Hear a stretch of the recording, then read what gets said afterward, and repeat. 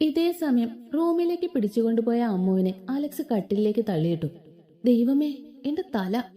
അവൾ തലയിൽ കൈയും വെച്ച് പറഞ്ഞതും അവന്റെ ഭാഗത്തു നിന്നും ഒരു രൂക്ഷ നോട്ടമാണ് ഉണ്ടായത്. അതിനവളൊന്ന് ഇളിച്ചു കാണിച്ചു കൊടുത്തു. ഒരുപാടങ്ങ് ഇളിക്കല്ലേ, മോതയുടെ ഷേപ്പ് ഞാൻ മാറ്റും, പറഞ്ഞേക്കാം. അത് കേട്ടതും അവൾ ഒന്നും മിണ്ടാതെ തല കുനിച്ചിരുന്നു. ബുദ്ധിയില്ലാത്ത ചെക്കന പറഞ്ഞ പോലെ എങ്ങാനും ചെയ്ത നാളെ കല്യാണമായിട്ട് ഷേപ്പ് മാറിയ മോന്തയായിട്ട് പോയ ഡാർക്ക്. അവൾ കുനിഞ്ഞിരുന്ന് ചിന്തിച്ചു. കുറച്ചു കഴിഞ്ഞ് ഇടം കണ്ടിട്ട് അവനെ ഒന്ന് നോക്കിയത് ടേബിളിൽ കൈകൾ ഊന്നി കണ്ണുകൾ അടച്ച് കുനിഞ്ഞു നിൽക്കുന്ന അലക്സിനെയാണ് കണ്ടത്. അവൻ അനുഭവിക്കുന്ന മാനസിക സംഘർഷം അവന്റെ മുഖത്ത് പ്രതിഫലിക്കുന്നുണ്ടായിരുന്നു. അവൾക്ക് വല്ലാത്ത സങ്കടം തോന്നി. ഒരു നിമിഷത്തെ തന്റെ ബുദ്ധിശൂന്യത കൊണ്ട് താനെടുത്ത തീരുമാനം എത്ര പേരുടെ സന്തോഷം തല്ലിക്കെടുത്തിയനെ.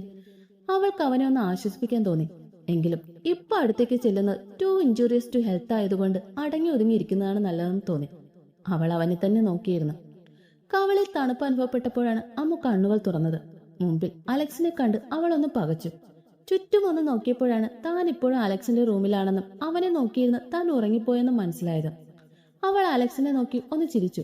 എന്നാൽ അവൻ അവളെ മൈൻഡ് ചെയ്യാതെ അവളുടെ കവളിൽ ഐസ് വെച്ചു കൊടുക്കുകയായിരുന്നു. ഇച്ചായ! ഐസ് വെച്ചു കഴിഞ്ഞ് അവളെ നോക്കാതെ എഴുന്നേറ്റ് പോവാൻ തുടങ്ങിയ അലക്സിന്റെ കയ്യിൽ പിടിച്ചുകൊണ്ട് അവൾ അവനെ വിളിച്ചു. അതിനവൻ അവളെ രൂക്ഷമായി നോക്കിക്കൊണ്ട് അവിടെ നിന്നും പോയി. അവളുടെ കണ്ണുകൾ അറിയാതെ നിറഞ്ഞു. എങ്കിലും എല്ലാം തന്റെ തെറ്റുകൊണ്ടാണ് എന്നറിയാവുന്നത് കൊണ്ട് തന്നെ താൻ ഇതൊക്കെ അനുഭവിക്കാൻ ബാധ്യസ്ഥയാണെന്ന് അവൾക്ക് അറിയാമായിരുന്നു.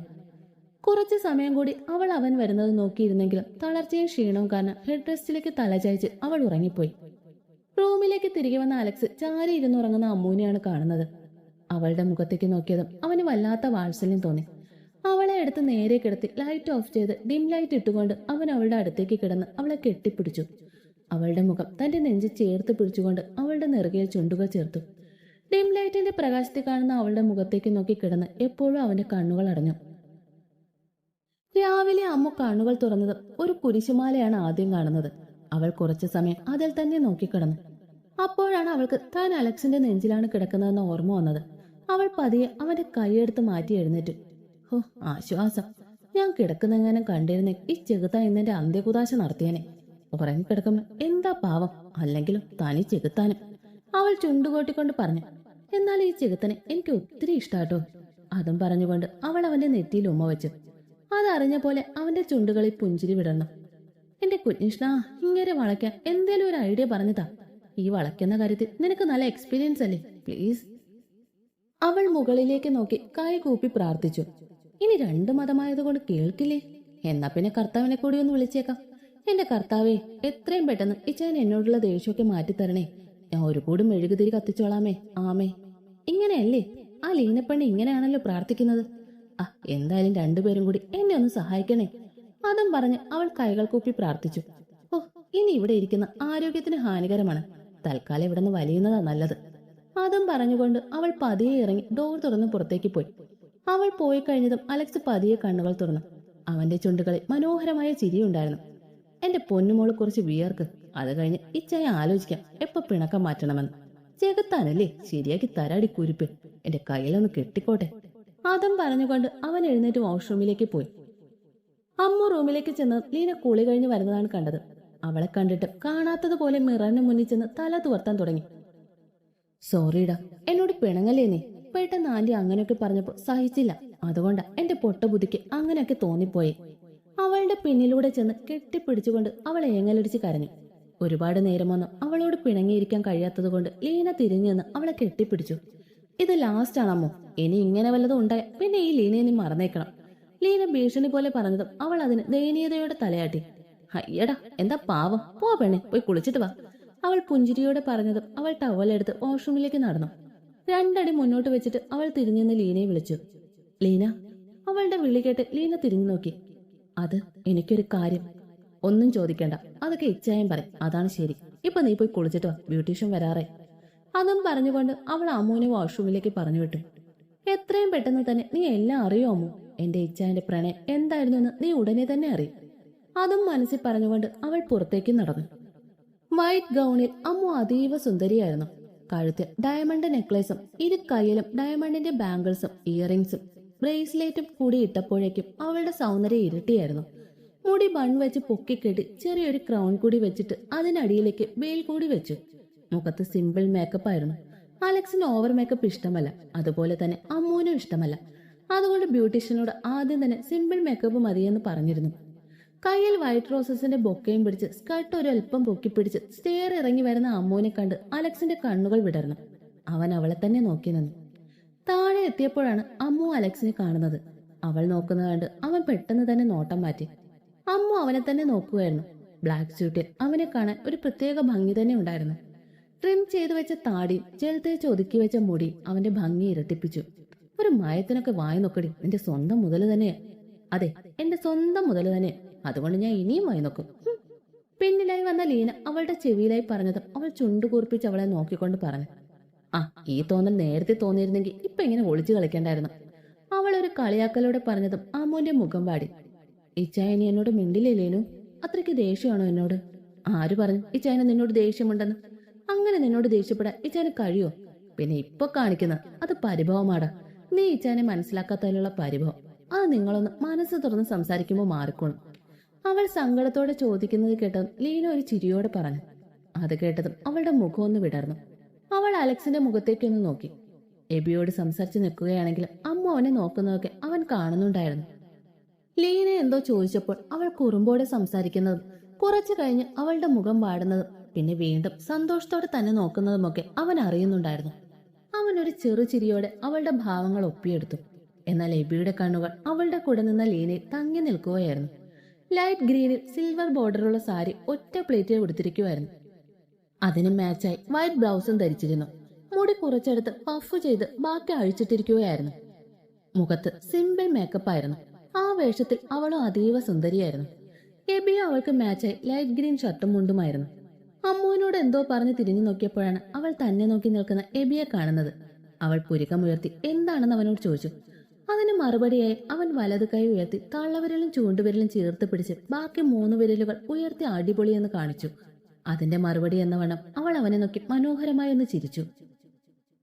റൂമിൽ കട്ടിലിൽ ചാരി കണ്ണുകൾ അടച്ചിരിക്കുമായിരുന്നു എൽസമ്മ. പെട്ടെന്ന് ഡോർ അടയുന്ന ശബ്ദം കേട്ടാണ് അവർ കണ്ണുകൾ തുറന്നത്. ഡോർ ലോക്ക് ചെയ്ത് കബോർഡിൽ നിന്ന് ഡ്രസ്സ് എടുത്ത് വാഷ്റൂമിലേക്ക് പോകുന്ന മാത്യു ചാനെ എൽസമ്മ നിർവികാരതയോടെ നോക്കി നിന്നു. അല്പസമയത്തിന് ശേഷം മുണ്ടും ജുബയും ധരിച്ച് റെഡിയായി വന്ന അയാളുടെ അടുത്തേക്ക് എൽസമ്മ പതിയെ നടന്നു. ഇച്ചായ, കണ്ണാടിയിൽ നോക്കി മുടി ചേക്കി നിന്ന അയാളെ പിന്നിൽ നിന്നും എൽസമ്മ വിളിച്ചു. അവരുടെ വിളി കേട്ട് അയാൾ തിരിഞ്ഞു നോക്കിയതും കണ്ണുകൾ നിറച്ച് തന്റെ മുൻപിൽ നിൽക്കുന്ന എൽസമ്മയാണ് കണ്ടത്. അവരുടെ അവസ്ഥയിൽ അയാൾക്ക് അതിയായ വിഷമം തോന്നി. എങ്കിലും അവരുടെ പ്രവൃത്തി കാരണം ഉണ്ടാകുമായിരുന്ന നഷ്ടത്തെക്കുറിച്ച് ആലോചിച്ചതും അയാൾ ഒന്നും മിണ്ടാതെ മുറിയിൽ നിന്നും പുറത്തേക്ക് ഇറങ്ങാൻ തുടങ്ങി. ഡോറിനടുത്തെത്തിയതും അയാൾ ഒന്ന് തിരിഞ്ഞു നോക്കിക്കൊണ്ട് പറഞ്ഞു, നിന്റെ മകന്റെ വിവാഹമാണ്. പള്ളിയിലേക്ക് വരുന്നുണ്ടെങ്കിൽ വരാം, അത് നല്ല മനസ്സോടെ ആണെങ്കിൽ മാത്രം. അത്രയും പറഞ്ഞുകൊണ്ട് അയാൾ പുറത്തേക്ക് ഇറങ്ങിപ്പോയി. ഒരു നിമിഷം അയാൾ പോയ വഴിയെ നോക്കി നിന്നിട്ട് എന്തോ ചിന്തിച്ചുറപ്പിച്ചുകൊണ്ട് അവർ കബോർഡിനടുത്തേക്ക് നടന്നു. എല്ലാവരും റെഡിയായില്ലേ? എന്നാൽ നമുക്കങ്ങോട്ട് ഇറങ്ങിയാലോ? ഒരു വെളുത്ത ചുബയും മുണ്ടും ധരിച്ച് കട്ടി കണ്ണടയും വെച്ച് ഇടം കൈയിൽ മേരിയമ്മച്ചിയുടെ വലം കൈയും പിടിച്ച് ഹാളിലേക്ക് വന്നുകൊണ്ട് വല്യപ്പച്ചൻ ചോദിച്ചു. കഴിഞ്ഞു അപ്പച്ച? അതും പറഞ്ഞുകൊണ്ട് മിക്കിയപ്പയും മാറ്റിച്ചേനും കൂടി വന്നു. എന്നാ പിന്നെ ഇറങ്ങാം.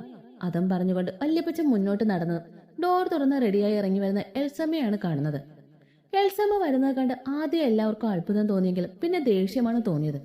മമ്മി ഇതെങ്ങോട്ടാ? അതേ ദേഷ്യത്തോടെ തന്നെ ലീന അവരോട് ചോദിച്ചു. അത് ഞാൻ പള്ളിയിൽ. അവർക്ക് പറയാൻ കഴിയാതെ വാക്കുകൾ മുറിഞ്ഞു പോയിരുന്നു. എന്നാത്തിനാ? ഇനി അവിടെ വല്ലതും പ്ലാൻ ചെയ്ത് വെച്ചിട്ടുണ്ടോ? ലീന പരിഹാസത്തോടെ ചോദിച്ചതും അവരുടെ കണ്ണുകൾ നിറഞ്ഞു. ലീന, വേണ്ട, അവൾ അവളുടെ മകന്റെ കല്യാണത്തിനാണ് വരുന്നത്. അവൾ വന്നോട്ടെ. മാത്യു ചാൻ അവരുടെ അടുത്തേക്ക് വന്നുകൊണ്ട് പറഞ്ഞു. പക്ഷെ പപ്പ, മമ്മി ഇനി എന്നതേലും പ്രശ്നം ഉണ്ടാക്കിയാൽ? അവൾ പകുതിയിൽ നിർത്തിയിട്ട് എൽസമ്മയെ രൂക്ഷമായിട്ടൊന്ന് നോക്കി. അവൾ ഇനി പ്രശ്നമൊന്നും ഉണ്ടാക്കില്ല, അല്ലേ എൽസേ? മാത്യു ചാൻ ഒന്ന് കടുപ്പിച്ചുകൊണ്ട് പറഞ്ഞു. അവർ ഒന്ന് മൂളിക്കൊണ്ട് അലക്സിന്റെ മുഖത്തേക്ക് നോക്കി. എന്നാൽ അവൻ അവരവിടെ ഉണ്ടെന്ന് പോലും നോക്കാതെ ഫോണിലേക്ക് നോക്കി നിൽക്കുമായിരുന്നു. എന്തുകൊണ്ടോ അവരുടെ കണ്ണുകൾ നിറഞ്ഞു. കയ്യിലിരുന്ന ഫോൺ കട്ടിലേക്ക് വലിച്ചെറിഞ്ഞ് മുറിയിൽ ടെൻഷനോടെ നടക്കുകയായിരുന്നു നാൻസി. രാവിലെ മുതൽ എൽസമ്മ ആന്റിയെ വിളിക്കുക. അവരെന്താ ഫോൺ എടുക്കാത്തെ? ഇനി അവൾ പോയിട്ടുണ്ടാവില്ലേ? പോകാതിരിക്കില്ല. അത്രയ്ക്ക് വലിയ ഡോസ് അല്ലേ ഇന്നലെ കൊടുത്തെ? അവൾ പതിയെ പറഞ്ഞു. അവൾ ഒന്നുകൂടി ഫോൺ എടുത്ത് എൽസമ്മയെ വിളിച്ചു. അപ്പോഴും കോൾ നോട്ട് ആക്സെപ്റ്റഡ് എന്ന മറുപടി തന്നെയാണ് കിട്ടിയത്. അവൾ നിരാശയോടെ കട്ടിലേക്ക് ഇരുന്നതും ഫോണിലേക്കൊരു മെസ്സേജ് വന്നു. പള്ളിയിലേക്ക് വാ. അത്ര മാത്രമേ ഉണ്ടായിരുന്നുള്ളൂ. അത് കണ്ടതും അവൾ സന്തോഷത്തോടെ വേഗം റെഡിയായി. നാൻസി താഴേക്ക് ചെല്ലുമ്പോൾ മാമച്ചനെ റീത്താമ്മയും റെഡിയായി നിൽക്കുമായിരുന്നു. അവർക്ക് വരാൻ ഒട്ടും താല്പര്യം ഉണ്ടായിരുന്നില്ല. എങ്കിലും നാൻസിയുടെ നിർബന്ധത്തിന് വഴങ്ങിയാണ് വരുന്നത്. ഇഷ്ടക്കേട് അവരുടെ മുഖത്ത് തന്നെ ഉണ്ടായിരുന്നു. നാൻസി, നീ പറഞ്ഞിട്ടാ ഞങ്ങളിപ്പോ വരുന്നത്. ഇതിൽ പങ്കെടുക്കാൻ ഞങ്ങൾക്ക് ഒട്ടും താല്പര്യം ഉണ്ടായിട്ടല്ല. നിന്നെ വേണ്ടെന്ന് വെച്ചിട്ടാ അവൻ ആ ഹിന്ദു പെണ്ണിനെ കെട്ടാൻ പോകുന്നത്. നിനക്ക് കിട്ടേണ്ട സൗഭാഗ്യങ്ങളാ അവൾക്ക് കിട്ടുന്നത്. അത് കാണാൻ വേണ്ടിയാണോ അങ്ങോട്ട് പോകുന്നേ? അയാൾ നിരാശയോടെ പറയുന്ന കേട്ട് നാൻസി പുച്ഛത്തോടെ ചിരിച്ചു. ഇല്ല പപ്പ, എനിക്ക് കിട്ടേണ്ട സൗഭാഗ്യങ്ങൾ എനിക്ക് തന്നെ കിട്ടും, വേറെ ആർക്കും കിട്ടില്ല. അതിനു വേണ്ടിയാണ് ഇപ്പൊ അങ്ങോട്ട് പോകുന്നത്, അവൾ മനസ്സിൽ പറഞ്ഞു. അതൊക്കെ കഴിഞ്ഞില്ലേ പപ്പ, ഇപ്പൊ വാ നമുക്ക് പോവാം, സമയമായി. അതും പറഞ്ഞ് നാൻസി പുറത്തേക്ക് നടന്നു. ഗൗണും മറ്റ് ആക്സസറീസും ഒക്കെ അവൾ രാവിലെ തന്നെ കാറിൽ വെച്ചിരുന്നു. 3 പേരും വന്ന് കാറിൽ കയറിയതും മാമച്ചൻ കാർ മുന്നോട്ടെടുത്തു. നാൻസി അലക്സിന് സ്വന്തമാകുന്ന നിമിഷത്തെ സ്വപ്നം കണ്ടിരുന്നു. എന്തിനോ വേണ്ടി തിളയ്ക്കുന്ന സാമ്പാർ. പള്ളിമുറ്റത്തേക്ക് 2 BMW കാറുകൾ വന്നു നിന്നു. ആദ്യത്തേതിൽ നിന്ന് മാത്യു ചായനും എൽസമ്മയും വല്യപ്പച്ചനും വല്യമ്മച്ചിയും ഇറങ്ങി. അടുത്തതിൽ നിന്ന് മിക്കി ചായനും റോസിയമ്മയും എബിയുടെ പപ്പയും അമ്മയും ഇറങ്ങി. അപ്പോഴാണ് നാൻസിയുടെ കാർ പള്ളിയിലേക്ക് വന്നത്. കാറിലിരുന്ന് തന്നെ അവൾ പുറത്തേക്ക് നോക്കിയതും അലക്സിന്റെ വീട്ടുകാർ നിൽക്കുന്നതാണ് കണ്ടത്. അവൾ ആവേശത്തോടെ പുറത്തിറങ്ങി അലക്സിനെ നോക്കി. എന്നാൽ അവനെ അവിടെ കാണാതെ അവൾ സംശയത്തോടെ എൽസമ്മയെ നോക്കിയതും അവർ മുഖം കുനിച്ചു നിന്നു. അവൾ എൽസമ്മയുടെ അടുത്തേക്ക് നടക്കാൻ തുടങ്ങിയതും അവളുടെ മുന്നിലേക്ക് ഒരു white colour S class Benz വന്ന് നിന്നു. അവൾ അതിലേക്ക് നോക്കിയതും ഡ്രൈവിംഗ് സീറ്റിൽ നിന്നും എബി ഇറങ്ങി. കോ ഡ്രൈവിംഗ് സീറ്റിൽ നിന്ന് ലീനയും ഇറങ്ങി. എന്നാൽ നാൻസിയുടെ കണ്ണുകൾ അലക്സിനെ കാണാനുള്ള തിടുക്കത്തിലായിരുന്നു. അത് കണ്ട് അവർ അവളെ നോക്കി പുച്ഛത്തോടെ ചിരിച്ചു. നാൻസി നോക്കിയപ്പോൾ തന്നെ വലതുവശത്തെ ഡോർ തുറന്ന് അലക്സ് ഇറങ്ങി. അവനെ കണ്ട് അവളുടെ കണ്ണുകൾ വിടർന്നു. അവൾ അവന്റെ അടുത്തേക്ക് പോകാൻ തുടങ്ങിയതും അലക്സ് വന്ന് ഇടത് സൈഡിലെ ഡോർ തുറന്നുകൊണ്ട് അവന്റെ കൈ നീട്ടി. അലക്സിന്റെ കൈ പിടിച്ചിറങ്ങിയ അമ്മുവിനെ കണ്ട് നാൻസി തറഞ്ഞു നിന്നു. അലക്സ് ഒരു പുച്ഛച്ചിരിയോടെ അമ്മുവിന്റെ കൈയും പിടിച്ച് അവളെ മറികടന്നു പോയി. ഇന്നലെ വെച്ച വേലകളൊന്നും ഏറ്റില്ല അല്ലേ? സാരമില്ല, കല്യാണം കഴിക്കാൻ പറ്റിയില്ലെങ്കിൽ കല്യാണം കൂടാൻ പറ്റിയല്ലോ. അന്ന് കല്യാണവും കൂടി വയറ് നിറയെ ഞാനിട്ട് പോവാൻ നോക്ക്. അവരുടെ പിറകിലായി വന്ന ലീന പരിഹാസത്തോടെ പറഞ്ഞുകൊണ്ട് അകത്തേക്ക് കയറിപ്പോയി. കഷ്ടം. തൊട്ടു പിറകിലായി വന്ന എബി അവളെ നോക്കി പരിഹസിച്ചുകൊണ്ട് പോയി. നാൻസി അവിടെ തന്നെ ശീല പോലെ നിന്നു. അവൾ ദയനീയമായി എൽസമ്മയെ ഒന്ന് നോക്കി. എന്നാൽ അവളുടെ നോട്ടത്തെ അവഗണിച്ചുകൊണ്ട് അവർ അകത്തേക്ക് പോയി. അൾത്താരയ്ക്ക് മുന്നിൽ തല കുനിച്ച് അലക്സിന്റെ അടുത്തായി നിൽക്കുകയായിരുന്നു അമ്മു. അവൾക്ക് വല്ലാത്ത പരവേശം തോന്നി. ഒരിക്കൽ കതർ മണ്ഡപത്തിൽ അണിഞ്ഞൊരുങ്ങിയിരുന്നതാ. ചതിയാണെന്നറിയാതെ അവന്റെ താലി ഏറ്റുവാങ്ങിയതാ. അവൾക്ക് അച്ഛനെയും അമ്മയെയും ഏട്ടനെയും ഒക്കെ ഓർമ്മ വന്നു. അവരുടെ സ്നേഹവും കരുതലും സന്തോഷവും എല്ലാം. ഒടുവിൽ തന്റെ ജീവിതം നശിക്കാൻ കാരണക്കാരനായവനെ വിശ്വസിച്ച് ഒന്നും കേൾക്കാൻ പോലും തയ്യാറാകാതെ തന്നെ തെരുവിലേക്ക് ഇറക്കി വിട്ടത് ഓർമ്മയിലേക്ക് വന്നതും അവളുടെ മിഴികളിൽ നിന്ന് 2 തുള്ളി കണ്ണുനീർ ഒഴുകിയിറങ്ങി. അപ്പോഴേക്കും അവളുടെ വലം കൈ അലക്സിന്റെ ഇടം കൈ കോർത്തിരുന്നു. അവൾ തല ഉയർത്തി അവനെ നോക്കിയതും അവനൊന്ന് കണ്ണു ചിമ്മിക്കൊണ്ട് പുഞ്ചിരിച്ചു. അത് കണ്ട് അവളുടെ ചുടികളും വിടർന്നു. മന്ത്രകോടിയുടെ നൂലിഴകളാൽ കോർത്ത മിന്ന് അലക്സ് അമ്മുവിന്റെ പിന്നിലായി നിന്ന് അവളുടെ കഴുത്തിലേക്ക് കെട്ടി. മരണം വരെ ഈ മിന്ന് തന്റെ കഴുത്തിൽ ഉണ്ടാകണമെന്ന് അവൾ കർത്താവിന്റെ തിരുരൂപത്തിൽ നോക്കി പ്രാർത്ഥിച്ചു. വൈൻ റെഡ് കളർ മന്ത്രകോടി അവൻ അവളുടെ നെറുകയെ ചൂടി. കയ്യിൽ ഡയമണ്ട് റിംഗോ ഇട്ട് കൊടുത്തു. അവൻ അവളുടെ കൈയെ ചുംബിച്ചു. അപ്പോഴും അവളുടെ മുഖത്ത് മനോഹരമായ പുഞ്ചിരി ഉണ്ടായിരുന്നു. എന്നാൽ പിറകിലായി നിന്ന നാൻസിയുടെ കണ്ണുകൾ പകയാൽ കത്തുകയായിരുന്നു. ഇല്ല, വിടില്ല നിന്നെ. ഇതിനെ നീ അനുഭവിക്കുവാനാമേ. ഞാൻ സ്വപ്നം കണ്ട ജീവിതം തട്ടിയെടുത്ത നിന്നെ സമാധാനത്തോടെ ജീവിക്കാൻ അനുവദിക്കില്ല ഞാൻ. അവൾ പകയോടെ പറഞ്ഞുകൊണ്ട് പുറത്തേക്ക് ഇറങ്ങിപ്പോയി. എന്നാൽ ഏതാപത്തിൽ നിന്നും അവളെ സംരക്ഷിക്കാൻ കഴിവുള്ള ആണൊരുത്തന്റെ കൈകളിലാണ് അവൾ എത്തിപ്പെട്ടതെന്ന് നാൻസി അറിഞ്ഞിരുന്നില്ല. മേലെടുത്ത തറവാടിന്റെ മുറ്റത്ത് ഒരു ബ്ലാക്ക് കളർ സ്വിഫ്റ്റ് ഡിസയർ വന്നു നിന്നു. അതിൽ നിന്ന് 4 പേർ പുറത്തിറങ്ങി ഡോർബെൽ അടിച്ചു. TV കണ്ടുകൊണ്ടിരുന്ന അപ്പു മാളുവിനെ വിളിച്ച് ഡോർ തുറക്കാൻ പറഞ്ഞതും അവൾ അവനെ ഒന്ന് കൂർപ്പിച്ച് നോക്കിക്കൊണ്ട് പോയി ഡോർ തുറന്നു. പുറത്തു നിൽക്കുന്ന ആളുകളെ കണ്ട് അവളുടെ കണ്ണുകൾ കുറുകി. അവളൊരു സംശയത്തോടെ അവരെ നോക്കി നിന്നു. ആരാ മാളു? പിന്നിൽ നിന്നും അപ്പുവിന്റെ ശബ്ദം കേട്ട് അവൾ പെട്ടെന്ന് തിരിഞ്ഞു നോക്കി. മുന്നിൽ നിൽക്കുന്ന ചന്ദ്രശേഖരനെയും ശ്രീദേവിയും കണ്ടതും അവന്റെ മുഖം വിളറി. ഒരു വാടിയ പുഞ്ചിരി അവൻ അവർക്കായി നൽകി. അകത്തേക്ക് വരൂ. പെട്ടെന്ന് തന്നെ അവൻ അവരെ അകത്തേക്ക് ക്ഷണിച്ചു. അവർ അകത്തേക്ക് കയറിയപ്പോഴാണ് അവരുടെ പിറകിലായി വന്ന വിവേകിനെയും വിമലിനെയും അവൻ കാണുന്നത്. വിവേക് അവനെ നോക്കി ഒന്ന് പുഞ്ചിരിച്ചു. അപ്പുവും അവനെ നോക്കി ഒന്ന് ചിരിച്ചു. അമ്മയും അച്ഛനും ഇല്ലേ മോനെ? ഇല്ലങ്കൾ, അവർ അമ്മാവന്റെ വീട് വരെ പോയിരിക്കുക, വൈകിട്ടാവും വരെ. ചന്ദ്രശേഖരന്റെ ചോദ്യം കേട്ട് അവൻ അയാളുടെ അടുത്തേക്ക് ചെന്നുകൊണ്ട് പറഞ്ഞു. അവൾക്ക് സുഖാണോ? ദേവിയമ്മ മാളുവിനോടായി ചോദിച്ചത് അവൾ പുഞ്ചിരിച്ചുകൊണ്ട് തലയാട്ടി. നിങ്ങൾ സംസാരിക്കുക, ഞാൻ കുടിക്കാനെടുക്കാം. മാളു അതും പറഞ്ഞുകൊണ്ട് കിച്ചണിലേക്ക് പോയി. പ്രത്യേകിച്ച് എന്തെങ്കിലും വിശേഷമുണ്ടോ അങ്കിൾ? അപ്പു അവരോടായി ചോദിച്ചതും അവർ ഒരു പുഞ്ചിരിയോടെ ഒരു കാർഡ് അവന്റെ കയ്യിലേക്ക് കൊടുത്തു. വിവേക് വേഡ്സ് ലക്ഷ്മി. അത് കണ്ടതും അവന്റെ കണ്ണുകൾ ഏറനെ. നന്നായി അങ്കിൾ. അല്ലെങ്കിൽ തന്നെ എത്ര നാളെന്ന് വെച്ചാ വിവി ഇങ്ങനെ ഒറ്റയ്ക്ക് കഴിയുക. എനിക്ക് ഒത്തിരി സന്തോഷമായി. എന്റെ പെങ്ങൾ കാരണം തകർന്ന ഇവന്റെ ജീവിതം ഇപ്പൊ നേരെ ആയല്ലോ, അത് മതി. അവനൊരു ആശ്വാസത്തോടെ പറഞ്ഞതും വിവേകിന്റെ മുഖം വിവരണമായി. അവൻ അവനൊരു വല്ലായ്മയോടെ മുഖം തിരിച്ചതും കയ്യിൽ ജ്യൂസ് സെറ്റും പിടിച്ച് കിച്ചൺ വാതിന്റെ അടുത്തു നിന്നും അവനെ രൂക്ഷമായി നോക്കുന്ന മാളുവിനെയാണ് കണ്ടത്. അവളുടെ നോട്ടത്തിൽ താൻ ദയിച്ചു പോകുന്നത് പോലെ തോന്നിയതും അവൻ പതിയെ അവിടെ നിന്നും എഴുന്നേറ്റു. നിങ്ങൾ സംസാരിക്കേ, എനിക്കൊരു കോൾ ചെയ്യാനുണ്ട്. അതും പറഞ്ഞുകൊണ്ട് അവൻ പുറത്തേക്ക് ഇറങ്ങി. മാള് വന്ന് എല്ലാവർക്കും ജ്യൂസ് കൊടുത്തു. എന്നിട്ടൊരു ജ്യൂസ് എടുത്ത് വിവേകിന്റെ അടുത്തേക്ക് ചെന്നു. Okay Lachu, I will call you later. അതും പറഞ്ഞ് അവൻ ഫോൺ കട്ട് ചെയ്ത് തിരിഞ്ഞത് കണ്ണിൽ ദേഷ്യവുമായി തന്നെ നോക്കുന്ന മാളുവിനെയാണ് കണ്ടത്. അവളുടെ നോട്ടത്തിൽ അവനൊന്ന് പതറിയെങ്കിലും അത് പുറത്തു കാണിക്കാതെ അവൻ അവളെ നോക്കിയൊന്ന് ചിരിച്ചു. അതിന് മറുപടിയായി അവളുടെ കൈയൊന്ന് ഉയർന്നു താണു. ഇത് ഞാൻ കുറച്ചു മുന്നേ തനിക്കായിട്ട് ഓങ്ങി വെച്ചത്. നാണമില്ലടോ ഒരു പെണ്ണിന്റെ ജീവിതം തകർത്തിട്ട് അവളുടെ വീട്ടിൽ തന്നെ വന്ന് കല്യാണം വിളിക്കാൻ. കവളിൽ കൈവച്ച് നിൽക്കുന്ന വിവേകിന്റെ മുഖത്തേക്ക് നോക്കി അവൾ ദേഷ്യത്തോട് ചോദിച്ചു. അതിനവൻ മൗനമായി നിന്നതേ ഉള്ളൂ. ഞാനൊരു വാക്ക് പറഞ്ഞ് ഈ നിമിഷം തന്റെ ഈ അഭിനയം നിലയ്ക്കും. അത് ചെയ്യാത്തത് അമ്മ പറഞ്ഞതുകൊണ്ട് മാത്രമാണ്. അവളെ കേൾക്കാത്ത വീട്ടുകാരെ അവൾക്കിനി ഒന്നും ബോധിപ്പിക്കാനില്ലാത്തത് കൊണ്ട്. അതുകൊണ്ട് മാത്രം താനിപ്പോ സേഫ് സോണിൽ നിൽക്കുന്നു. കൂടുതൽ ഇവിടെ കിടന്ന് ഷോ കാണിച്ച എല്ലാം കൂടി വിളിച്ചു പറഞ്ഞ് പറഞ്ഞില്ല എന്ന് വേണ്ട. അതും പറഞ്ഞുകൊണ്ട് കയ്യിൽ നിന്ന് ജ്യൂസ് പുറത്തേക്ക് കളഞ്ഞ് ഗ്ലാസും കൊണ്ട് അവൾ അകത്തേക്ക് കയറിപ്പോയി. അവൾക്ക് പിന്നാലെ മുഖം ഒന്ന് തുടച്ച് ചുറ്റിനും ഒന്ന് നോക്കിക്കൊണ്ട് അവനും അകത്തേക്ക് കയറി. എന്നാൽ അവരുടെ ഈ കൂടിക്കാഴ്ച മറ്റൊരാൾ കൂടി കാണുന്നുണ്ടായിരുന്നു.